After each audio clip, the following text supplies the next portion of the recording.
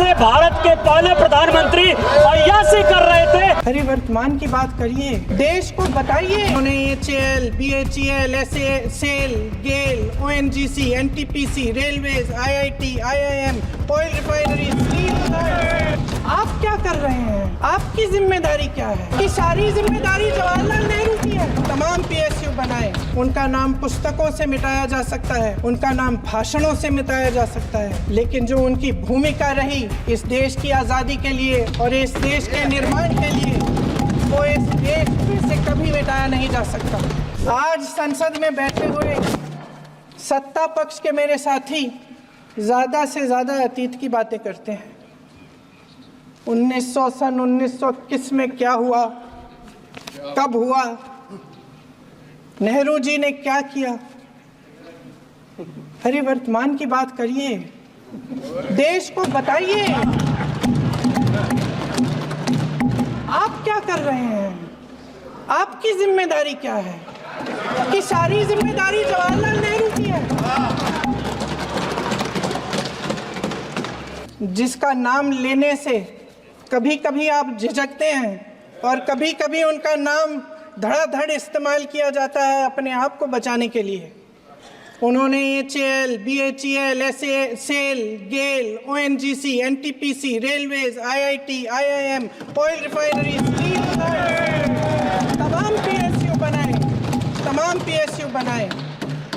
अध्यक्ष महोदय, उनका नाम पुस्तकों से मिटाया जा सकता है, उनका नाम भाषणों से मिटाया जा सकता है, लेकिन जो उनकी भूमिका रही इस देश की आज़ादी के लिए और इस देश के निर्माण के लिए, वो इस देश से कभी मिटाया नहीं जा सकता। 75 सालों में जनता का भरोसा रहा कि नीतियाँ बनेंगी तो जनता की भलाई के लिए बनेंगी। जल जंगल ज़मीन का अधिकार मिला आदिवासी भाई बहनों को। इंदिरा जी ने बैंकों का राष्ट्रीयकरण करवाया, खदानों का राष्ट्रीयकरण कराया। कांग्रेस और UPA की सरकारों में शिक्षा का, भोजन का अधिकार मिला।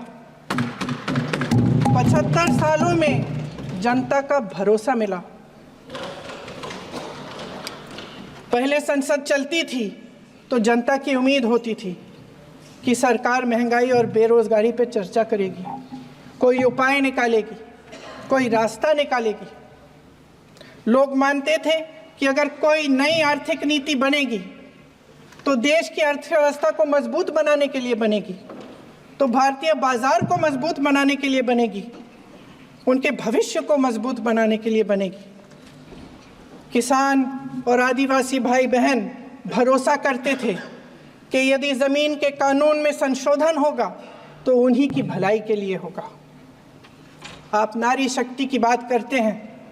हमारे संविधान ने महिलाओं को ये अधिकार दिया, उनकी शक्ति को परिवर्तित किया वोट में, और आज आपको पहचानना पड़ रहा है कि महिलाओं के बिना, कि नारी शक्ति के बिना ये सरकारें नहीं बन सकती हैं।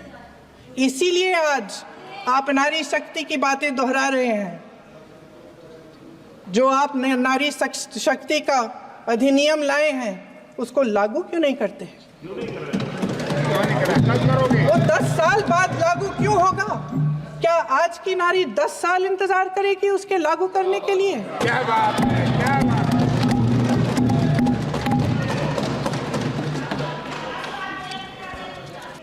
ये सरकार आर्थिक न्याय का सुरक्षा कवच तोड़ रही है। आज संसद में बैठी ये सरकार बेरोजगारी और महंगाई से जूझ रही हमारी जनता को क्या राहत दे रही है? कृषि के कानून भी बड़े बड़े उद्योगपतियों के लिए बन रहे हैं। सही MSP को छोड़िए, DAP तक नहीं मिल रहा है।